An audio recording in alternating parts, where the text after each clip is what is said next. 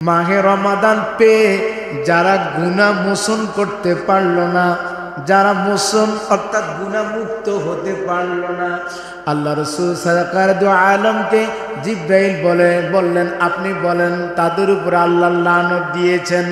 এখন বন্ধুরা আমার, বাবারা আমার, খুব মনোযোগ দিতে হবে। আপনারা বলেন তো, মাহে রমাদানে আমরা গুনাহমুক্ত হতে চাই কি চাই না? একটু আওয়াজ দিয়ে বলতে হবে, চাই কি চাই না? যদি আপনি চান গুনাহমুক্ত হওয়ার জন্য, তাহলে কয়েকটা ফর্মুলার কথা আমি বলে দেব, কয়েকটা কথা আমি বলবো, যাতে করে আপনারা শুনতে পারেন, বুঝতে পারেন। যদি আশা করা যায়, যদি আপনারা এই ফর্মুলা অনুযায়ী চলেন, তাহলে আশা করা যায় আপনি গুনাহমুক্ত হতে পারবেন ইনশাআল্লাহ। যেহেতু আমরা মাহে রমাদান পেয়েছি, তাহলে আমাদের উচিত কিভাবে গুনাহমুক্ত,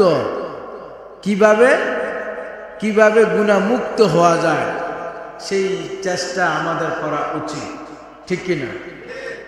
এখন রাসূল আকরাম সাল্লাল্লাহু আলাইহি ওয়াসাল্লামের হাদিসটা কি বলছে শুনুন। আল্লাহর নবী সরকার দু আলম নবী মুহাম্মদ রাসূলুল্লাহ সাল্লাল্লাহু আলাইহি ওয়াসাল্লাম নবীজি মিম্বর শরীফে উঠবেন।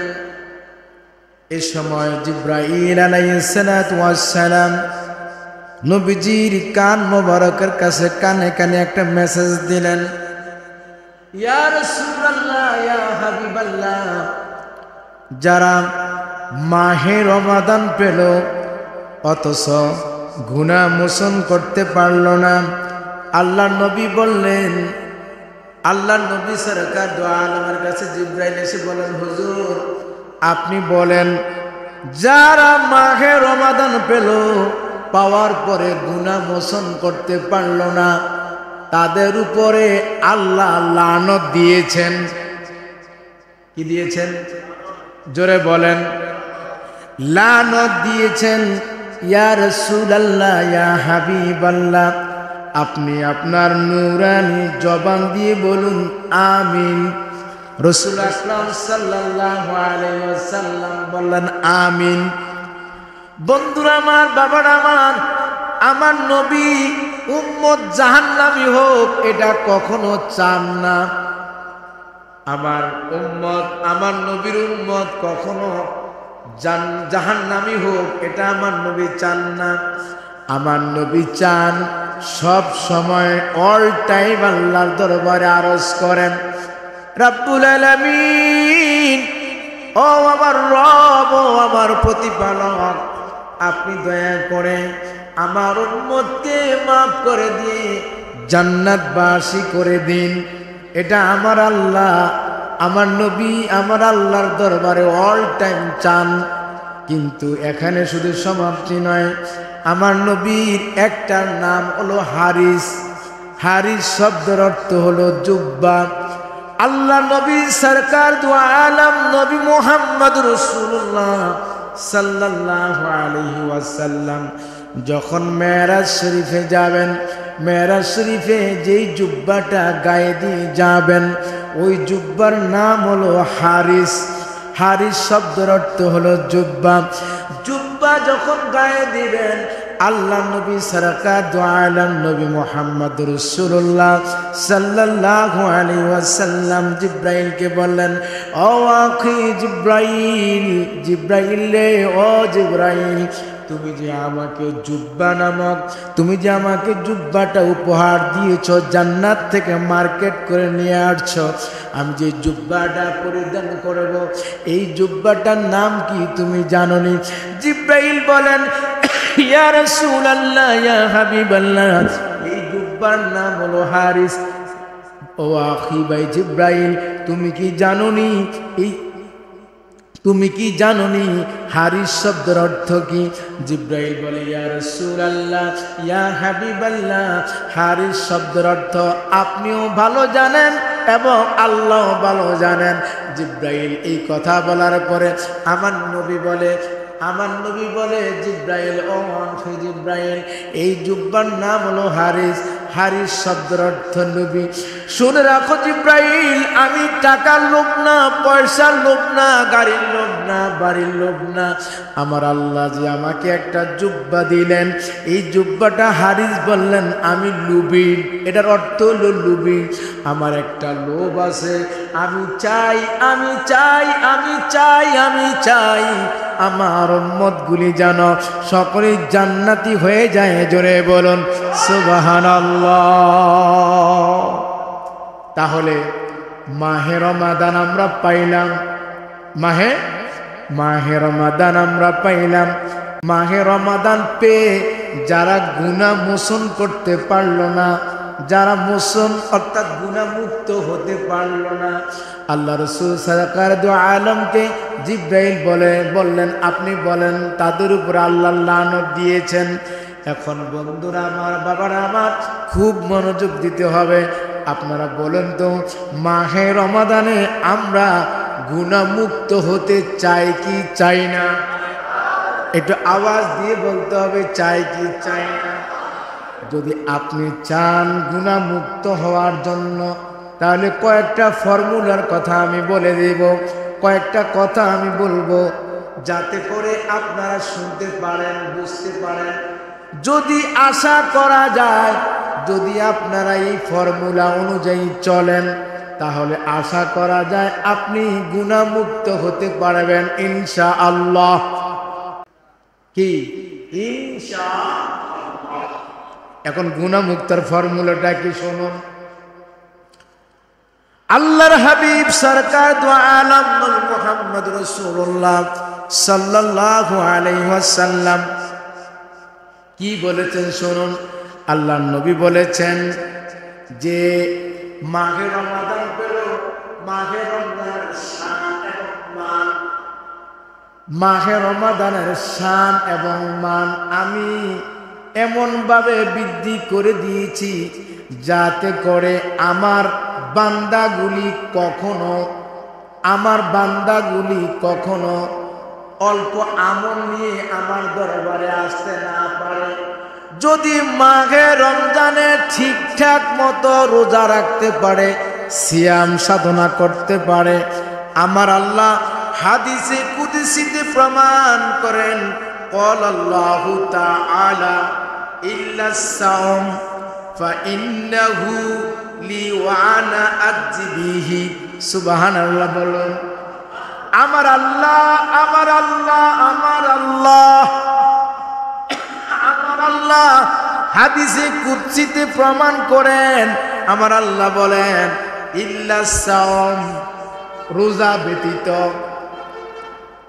নামাজ আদায় করলেন, রোজা আদায় করলেন, হজ আদায় করলেন, যাকাত আদায় করলেন, যা যা করলেন আমলনামায় ফেরেশতারা লিপিবদ্ধ করে, এবং নামাজ আদায় করলেন, অন্যান্য সময় নামাজ আদায় করলেন, নামাজের সওয়াব এটা আমার আল্লাহ লিখে দিবেন। কিন্তু এই যে মাহে রমজানে, এমন একটা মাহে রমজান, যেই মাহে রমজানে একটি ফরজ নামাজ যদি আদায় করা হয়, একটি ফরজ যদি কেউ আদায় করে, আমার আল্লাহ, আমার আল্লাহ, আমার আল্লাহ তার আমলনামায় 700 গুণ বাড়ায়া দেন। জোরে কোন সুবহানাল্লাহ। মানে একটা করবেন 70, একে কি 70, একটা ফরজ আদায় করলে 70টা ফরজ আদায় হয়ে গেল। একটা নফল বন্দেগী আদায় করেছেন আগে, আর এটা একটা ফরজের সমতুল্য হয়ে যাবে। জোরে কন্যা সুবহানাল্লাহ। কিন্তু মাহে রমাদান, কিন্তু মাহে রমাদান হাদিস শরীফে ফরমান, হাদিসে কুদসি, ক্বালাল্লাহু তাআলা ইল্লাস সাওম, রোজা ব্যতীত, ফাইন্নাহু লি ওয়া আনা আজজি বিহি। অর্থাৎ বান্দা যখন রোজা রাখে, রোজাটা আমার জন্য রাখে, এবং ইহার প্রতিদান, ইহার সওয়াব আমি আল্লাহ, আমি আল্লাহ, আমি আল্লাহ তার কুদরতি হাতে নিজ হাতে বান্দাকে দিব। জোরে বলেন সুবহানাল্লাহ। কি বুঝলেন?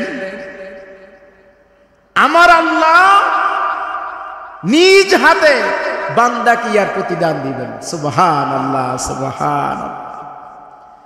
বান্দাকে যখন আমার আল্লাহ নিজ হাতে প্রতিদান দিবেন, আল্লাহ কি কম দিবেন না বেশি দিবেন? জোরে বলেন, আরো জোরে। কারণ বান্দাকে আমার আল্লাহ অনেক মায়া করে, অনেক মায়া করে, অনেক মায়া করে। বান্দার আল্লাহ বান্দাকে যেরকম মায়া করে এই রকম মায়া অন্য কেউ কাউকে করে না। কারণ আমার আল্লাহ প্রেম দিয়ে, মায়া দিয়ে, মহব্বত দিয়ে, ভালোবাসা দিয়ে আমার আল্লাহ এই মানবকে সৃষ্টি করেছেন। বলেছেন আশরাফুল মাখলুকাত। জোরে কি বলা যাবে না সুবহানাল্লাহ? বন্ধুরা আমার, বাবারা আমার আমার আল্লাহ বান্দাকে প্রতিদান দিবেন।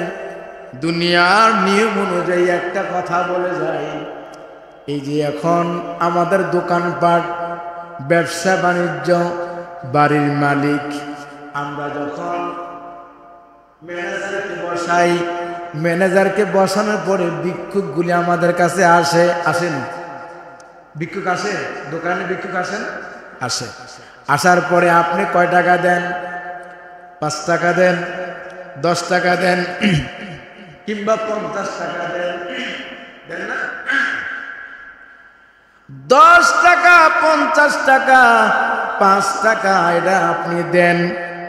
কিন্তু কিছু মালিক আছে, যদি কেউ কাউকে দেয় মালিক খুশি হয়ে যায়, ঠিক না?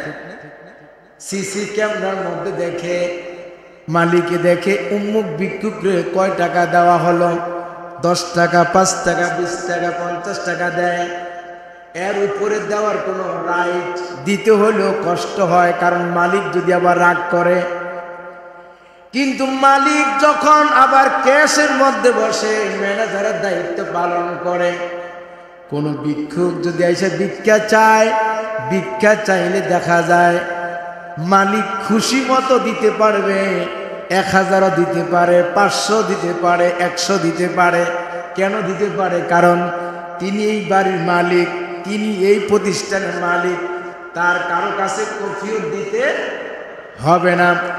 এই জন্য মালিক তাকে একটু বাড়ায় দিতে পারে। কিন্তু আমার আল্লাহ এমন একজন মালিক, আমার আল্লাহ এমন একজন মালিক, আমার আল্লাহ এমন একজন মালিক, বান্দাকে যখন দেয় এমন ভাবেই দেয় বান্দা খুশি হয়ে যায়। যেমন ইফতারের পূর্বক্ষণে আমার আল্লাহ বান্দার দিকে তাকায় থাকেন। অনেকগুলি খাবার বান্দার সামনে থাকে। পানি থাকে, খেজুর থাকে, ছোলা থাকে, মুড়ি থাকে, শরবত থাকে, তরমুজ থাকে, মিষ্টান্ন থাকে, অনেকগুলি খাবার থাকে। বান্দা যখন আমার আল্লাহর একটা হুকুমের আশায় তাকায় থাকে, বান্দা কখন ইফতার করবে, কখন সময় হবে, আল্লাহর হুকুমের দিকে তাকায় থাকে। আমার আল্লাহ ডাক দিয়া বলে, ফেরেশতারা রে, ও ফেরেশতারা তাকায় দেখো, এই সমস্ত বান্দাদেরকে আমি যখন সৃষ্টি করতে চেয়েছিলাম তোমরা আমাকে নিষেধ করেছিলে, কিন্তু আজকে আমার বান্দার সামনে অনেকগুলি খাবার রয়েছে, অনেক খাবার রয়েছে, কিন্তু আমার বান্দারা কেন খায় না? ফেরেশতারা বলে, আল্লাহ, ও আল্লাহ, ও আল্লাহ, খায় না, তোমার ভয়ে খায় না, সামনে অনেক খাবার আছে। ও ফেরেশতারা, তাদের কি তৃষ্ণা লাগে না? পানি তো আছে, পানি কেন খায় না? ও ফেরেশতারা, তাদের সামনে তো খাবার আছে পর্যাপ্ত, তারা কেন খায় না? ফেরেশতারা বলে, আল্লাহ, আপনার ভয় খায় না। আমার আল্লাহ বলে হাল রাহুয়া, তারা কি আমাকে দেখেছে কিনা? ফেরেশতারা বলে না না না, আল্লাহ আপনার বান্দাগুলি আপনাকে দেখে নাই, আপনার বান্দাগুলি আপনাকে দেখে নাই, কিন্তু আপনার ভয়ে খাবার খায় না, আপনার ভয়ে আপনার ভয়ে তৃষ্ণাটা মিটায় না, আপনার হুকুমের আশায় পড়ে আছে। আমার আল্লাহ ডাক দিয়া বলে ফেরেশতারা রে, সাক্ষী থাকো, সাক্ষী থাকো, তারা আমাকে দেখে নাই, আমার ভয়ে এখনো ইফতার করে নাই, কিন্তু আমি বলে দিচ্ছি এই মুহূর্তে আমার বান্দার তামাম জিন্দেগীর গুনাহ খাতাগুলি মাফ করে দিলাম। বন্ধুরা আমার, বাবারা আমার, এখন আর একটু আসুন, আমার আল্লাহ দিবেন নিজ হাতে। বান্দা যখন আল্লাহর হাত নিজ হাতে আমলনামা দিবেন, নিজ হাতে পুরস্কার দিবেন, তখন কি আল্লাহ সাথে বান্দার দেখা হবে কি হবে না? কথা বলেন না, আরো জোরে বলেন, হবে কি হবে না? দেখা হবে।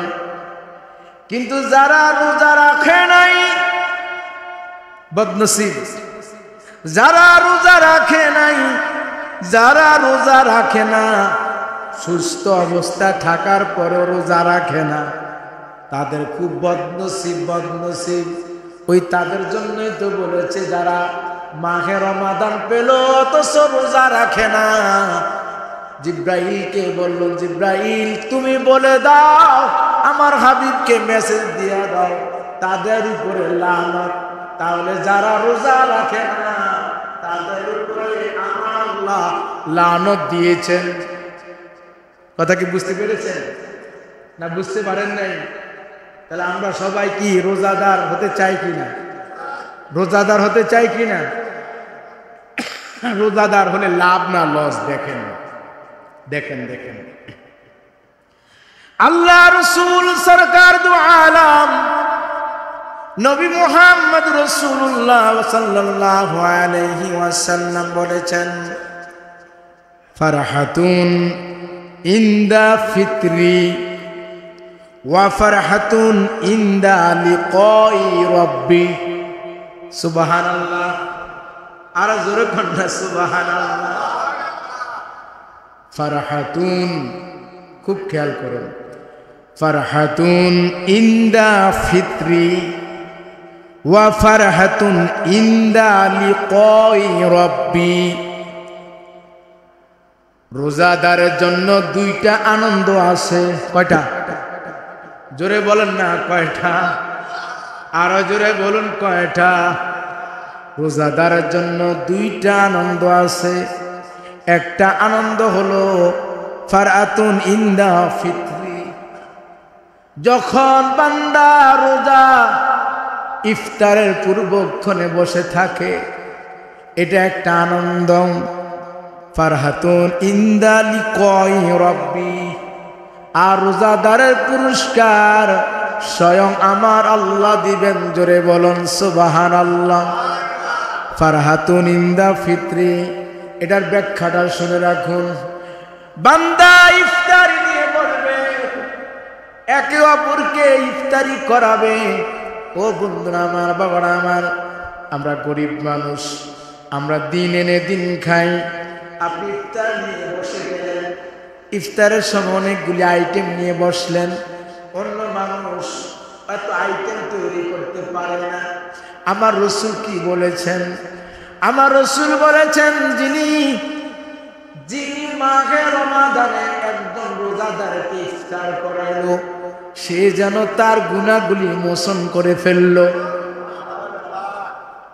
আর আস্তে করে সুবহানাল্লাহ।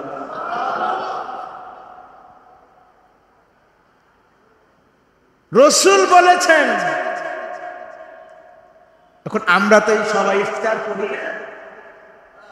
ইফতার করার পরে অনেকে ইফতার করতে পারে না, একদম রাস্তা দিয়ে হেঁটে যাচ্ছে, ইফতারের সময় হয়ে গেল। আপনি যদি ডাক দিয়ে বলেন, ভাই এই মুসলমান ভাই, আমার জাতি ভাই, এই আমার জাকের ভাই, আশেক ভাই, মুমিন ভাই, আপনি আমার সাথে ইফতার করুন, আমার সাথে ইফতারি ভাগ নেন, ইফতার করুন। রাসূল আকরাম সাল্লাল্লাহু আলাইহি ওয়াসাল্লাম বলেন, তুমি ইফতার করাইলা, তোমার ইফতারের কিছুই কমে নাই, তোমার আরো এমন একটা জিনিস হয়ে গেল, তুমি যে রোজা রাখলা ডবল রোজার সব তুমি পাইয়া গেলা।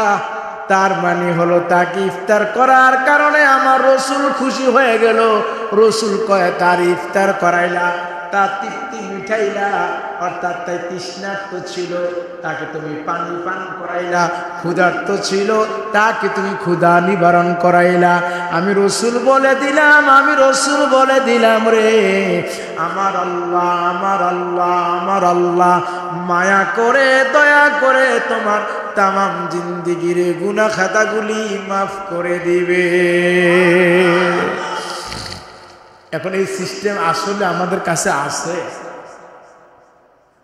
আসেন। কেন আওয়াজ আসে না জানেন? আওয়াজ আসে না কেন? যেমন আমি আমার একটা কথা বলি, বলবো, আমি আমার কথাটা বলি। যেমন গতকাল আমি যখন এখানে তারাবি পড়াইতে আসি, আমি বাসায় থেকে রওনা দেই 4টা বা 4:30। তো রওনা দেওয়ার পরে দেখা যাচ্ছে আমার বিবি বা ঘর থেকে দেখা যাচ্ছে আমি ইফতারি নিয়ে নিই বা একটা কিছু করি। ইফতারি নিয়ে এসে রাস্তায় যখন আজান দেয়, হয় গুলিস্তান না হয় গাড়িতে আজান দেয়, ধরে নেন আজান দেওয়ার পর আমার যে খাবারটা আছে না, পার্শ্ববর্তী যারা আছে আমি বলি ভাই ইফতারি নেন, একটা খেজুর নেন বা একটা ছোলা নেন বা একটা শসা নেন। অনেকে নেয়, অনেকে নেয়, কথা কি বুঝতে পারছি? অনেকে নেয়, অনেকে নেয় না। অনেকে কি ভয় পায় না যে রাস্তাঘাটে কাপটা খেয়ে কোন বিপদে পড়লে, এরকম আসে না? কথা বলে আছে কি? কিন্তু আমি যে একজন মানুষকে ইফতার দিলাম, একটা ইফতার দিলাম, একটা পানি দিলাম, আমার রাসূল কি বলে যে তুমি যে খাওয়াইলা, তুমি যে পান করাইলা, তোমার রোজা থাকার কারণে তোমার সওয়াব কমতি হবে না। যাকে করাইছো তার সওয়াবে কোনো কমতি নাই, আল্লাহর দরবারে সওয়াবের কোনো কমতি নাই। তুমি এই মেহমানদারি করার কারণে আমার আল্লাহ, আমার আল্লাহ, আমার আল্লাহ মায়া করে তোমাকে একটি রোজার সওয়াব দান করবে। এখন আমরা কি যেমন এই মসজিদে আমরা কি ইফতারি খাওয়ান না? কথা বলে, এই মসজিদে কি ইফতারি খাওয়ায় না? এই যে মানুষ একসাথে বসে ইফতারি করা, একজন মানুষ দিয়ে যায়, সেই মানুষটাকে যদি আমরা ডাক দিয়ে বলেন, হে প্রতীক, তুমি এই মুসলমান ভাই, তুমি আমার জাতি ভাই, এই জাকের ভাই, খোদার কসম রাসূল বলেছেন, আমি বলি নাই, রাসূল বলেছেন তার গুনাহগুলি মাফ।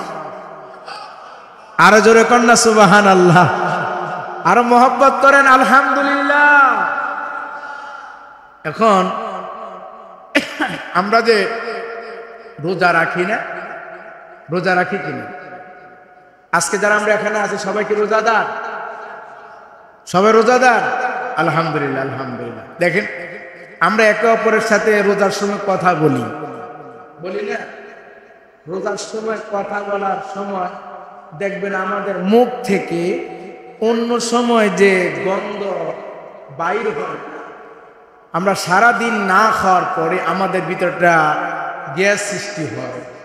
তা আমরা যখন কথা বলি একে অপরের সাথে, তখন একটু দুর্গন্ধ মনে হয় না? হয়। তখন একজন রোজাদার আরেকজন রোজাদারকে এটা বলে না যে দূরে হয়ে যা, রোজার সময় বলে না, অন্য সময় বলে, ঠিক কিনা? দেখুন আল্লাহর নবী সরকার দু আলম কি বলেন, আমার নবী সরকার দু আলম নবী বলছেন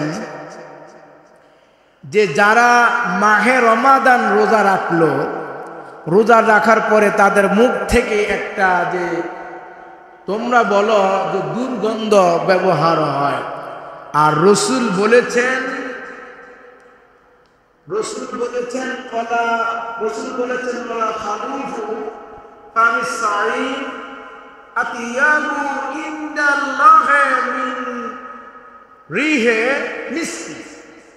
খুব খেয়াল করো, আরো জোরে কন্যা সুবহানাল্লাহ। তাহলে রোজাদারের সুঘ্রাণ মেশক আম্বরের চাইতেও সুঘ্রাণ। সুবহানাল্লাহ, সুবহানাল্লাহ, সুবহানাল্লাহ। তাহলে আমরা যে রোজা রাখি, আমাদের মর্যাদাটা বাড়িয়ে দিয়েছেন কে? এতগুলি মানুষ যদি জোরে করে আল্লাহু আকবার, আমার মনে হয় মসজিদটা থরথর করে কাঁপবে। রোজাদারের মর্যাদা বাড়িয়ে দিয়েছেন কে? আল্লাহ। আল্লাহ শব্দটা জোরে বলুন, আল্লাহ খুশি হয়ে যায়। মাহে রমজানের নেকি কামানের মাস। আপনি যত সদকা করবেন, যত দান করবেন, 1/70 মনে রাখতে হবে। আপনি গরিব মানুষ, একজন রোজাদারকে 1 গ্লাস পানি পান করা, আল্লাহ খুশি হয়ে যান। পারবেন না? পারবেন? আমার ভাইয়েরা, আমি আপনাদেরকে এতটুকু বলবো, যিনি রোজাদার তার মর্যাদা বাড়িয়ে দিয়েছেন আমার আল্লাহ। রোজার মাসে ঝগড়া হয় কি হয় না? রোজার মাসে ঝগড়া হয় কি হয় না? আপনাদের আওয়াজে বোঝা যায় একেবারে হয় না, হয়নি। কিন্তু অন্য মাসের তুলনায় একটু কম, ঠিক না? আর যারা করে এদের কি অভ্যাস। কিন্তু রসুল কি বলছে? রসুল বলেছেন, তুমি রোজাদার, তোমার সাথে কেউ যদি ঝগড়ায় লিপ্ত হয়, তোমার সাথে যদি কথা কাটাকাটি করে, অন্যায় অপরাধে উল্টোভাবে কথা বলে, খারাপ ভাষায় কথা বলে, তুমি শুধু একটি জবাব দাও যে ভাই আমি রোজাদার। সুবহানাল্লাহ বলবেন না আপনারা? যে ভাই আমি রোজাদার। তার মানে আমি রোজাদার, মানে এই কথার উদ্দেশ্য হলো আমি তোমার সাথে ঝগড়া করব না, আমি তোমার সাথে এই মুখে গালাগালি যাব না, কারণ আমার একটা রোজা আছে, মুখের রোজা। জোরে কন্যা সুবহান। হাতের রোজা আছে না নাই? হাতের রোজা মানে কি? হাত দিয়া সুদের টাকা গুনবেন নাকি? হাতের রোজা মানে কি? ঘুষের টাকা গুনবেন? এখন ওয়াজ খুব তিতা লাগতেছে, একেবারে তিতা, খুব তিতা লাগে। ঘুষ আর হুজুর যদি ঘুষের ওয়াজ করে, সুদের ওয়াজ করে, চাকরি থাকবে, চাকরি থাকবে না। অনেক জায়গায় আছে না, থাকে, চাকরি তো একটা ডর আছে, ভয় আছে না? আছে।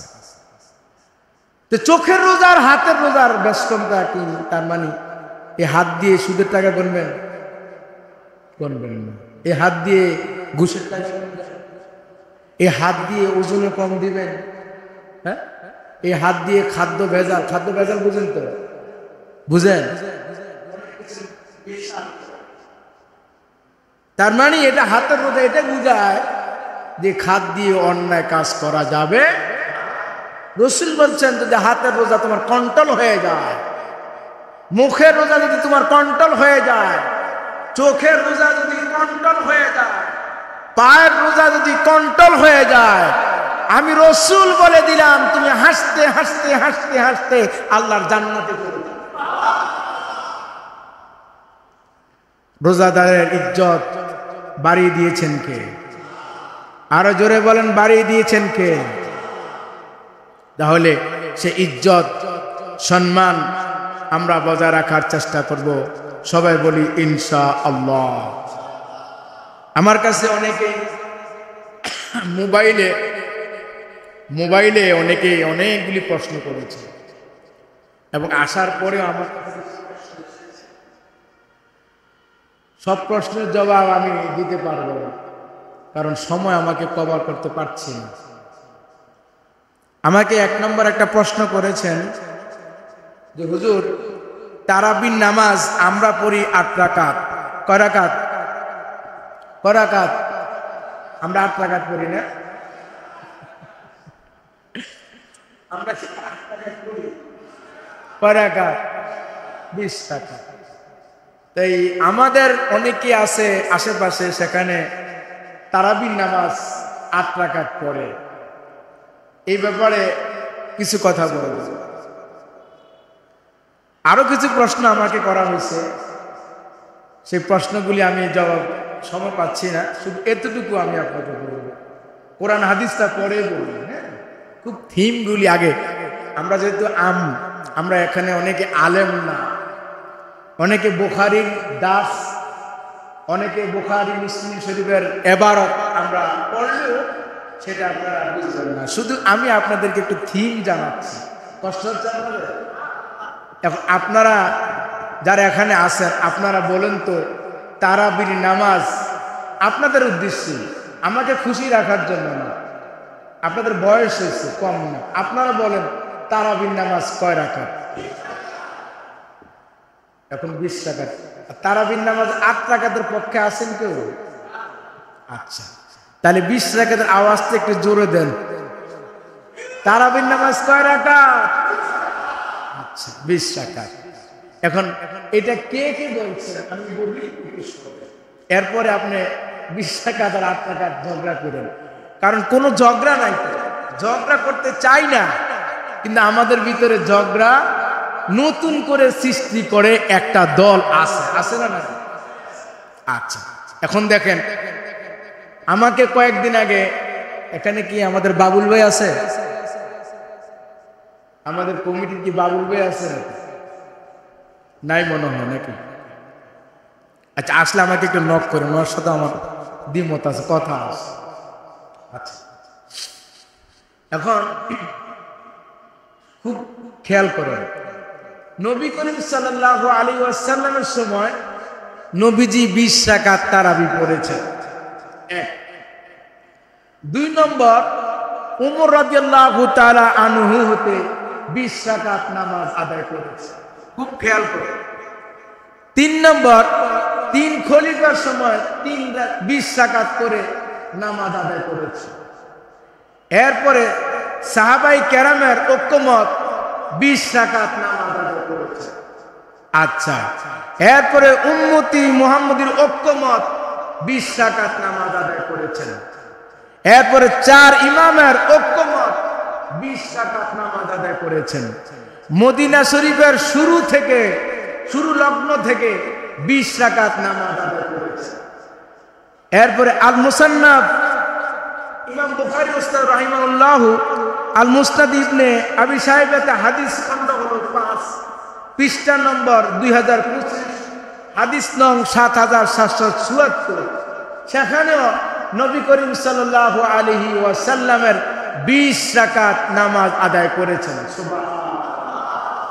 এখন নবী করিম সাল্লাল্লাহু আলাইহি ওয়াসাল্লামের সময় যখন নবী তারাবির নামাজ পড়ার জন্য আসলেন, একদিন এসেছেন, আসার পরে সবাইকে নিয়ে 20 রাকাত নামাজ আদায় করলেন।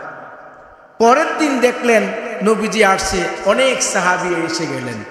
আসার পরে নবীজি ওই দিনও 20 রাকাত নামাজ আদায় করলেন। পরে আবার একদিন গ্যাপ দিলেন। গ্যাপ দেওয়ার পরে নবীজি জানালা দিয়ে দেখলেন মসজিদে নববীতে অনেক মানুষ চলে আসছে। তো নবীজি আজকে আর আসেন নাই। এর পরের দিন নবী করিম সাল্লাল্লাহু আলাইহি ওয়াসাল্লাম সাহাবীদেরকে বললেন, ও আমার সাহাবীরা, তোমরা গতকাল কি করেছ? এতগুলি মানুষ এসেছ, কিন্তু হ্যাঁ, গতকালও আমি আসতাম। যদি আমি আসতাম তাহলে তো, যদি আবার আমি এভাবে ধারাবাহিকভাবে তারাবির নামাজ তোমাদের সাথে আদায় করতাম, তাহলে এটা আমার জন্য ফরজ হয়ে যেত। কি হতো? আমি ফরজ হওয়ার আশঙ্কায় আমি গতকাল আসি নাই। তাহলে নবীজি 20 রাকাতের পক্ষে। কয় রাকাতের পক্ষে? আরো জোরে। ওমর রাদিয়াল্লাহু তাআলা আনহুর আমল জামানায় তিনি দেখলেন মসজিদে এখানে জামাত হচ্ছে, ওখানে জামাত হচ্ছে, ওখানে জামাত হচ্ছে, ওখানে। এই মসজিদে যদি কয়েক জায়গায় জামাত হয়, এটা কি বিশৃঙ্খলা দেখা যায় না? ওমর ফারুক রাদিয়াল্লাহু তাআলা আনহু তিনি কি করলেন? সবাইকে একত্রিত করে তার আমলে তিনি 20 রাকাত নামাজ, তারাবির নামাজ প্রতিষ্ঠা করেছেন। একজন নবীর সাহাবী উঠে বলে নাই, আমিরুল মুমিনিন আপনি কোথায় পেলেন? একজন নবীর সাহাবী বলে নাই। কিন্তু ওমর রাদিয়াল্লাহু তাআলা প্রতিষ্ঠা করেছেন। 20 রাকাত শুরু, নবী করিম সাল্লাল্লাহু আলাইহি ওয়াসাল্লাম পড়েছেন 20 রাকাত, ইমামরা পড়েছেন 20 রাকাত, সাহাবীরা পড়েছেন 20 রাকাত, মক্কাতুল মুকাররমা, মদিনাতুল মুনাওয়ারা তারাও পড়তেছেন 20 রাকাত। তাহলে আমাদের ভিতরে 8 রাকাত নিয়ে কি ঝগড়া? আসল মূলত ওরা যে হাদিসটা বর্ণনা করেন, এটা হলো তাহাজ্জুদ নামাজের হাদিস। নবী করিম সাল্লাল্লাহু আলাইহি ওয়াসাল্লাম 8 রাকাত নামাজ পড়ে তিনি ঘুমিয়ে গেলেন। আয়েশা সিদ্দিকা রাদিয়াল্লাহু তাআলা থেকে হাদিস খানা বলেছেন, 8 রাকাত নামাজ পড়ে যে ঘুমিয়ে গেলেন, আবার পরে 3 রাকাত পড়েছেন। আয়েশা সিদ্দিকা বললেন, ইয়া রাসূলুল্লাহ, ইয়া হাবিবাল্লাহ, আপনি যে নামাজ পড়ে 8 রাকাত নামাজ পড়ে ঘুমিয়ে গেলেন, আর বাকি নামাজ? নবীজি বললেন, ওগো আয়েশা, আমার চোখ ঘুমায় কিন্তু আমার অন্তর ঘুমায় না। আরো জোরে কইবেন না সুবহানাল্লাহ? ওই কথাটা ছিল তারাবির নামাজের সময় না, ওটা হলো রমজানের বাহিরের মাস, অর্থাৎ তাহাজ্জুদ নামাজ 8 রাকাত পড়েছেন আর 3 রাকাত বিতির পড়েছেন। জোরে কন্যা সুবহান।